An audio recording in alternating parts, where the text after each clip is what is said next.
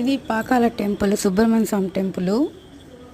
First ఎలా ఉంటుందేమో తెలియదు అని అనుకున్నా కానీ, కష్టపడి వెళ్ళినా కానీ గుడి మాత్రం చాలా బాగుంది నిజంగానే. అంటే స్వామిని చూడక ముందుగానే ఎంట్రన్స్ అనేది ఒకటి ఉంటుంది కదా, ఫస్ట్ సుబ్రహ్మణ్య స్వామి పెద్ద విగ్రహం అయితే చూడడానికి చాలా బాగుంది.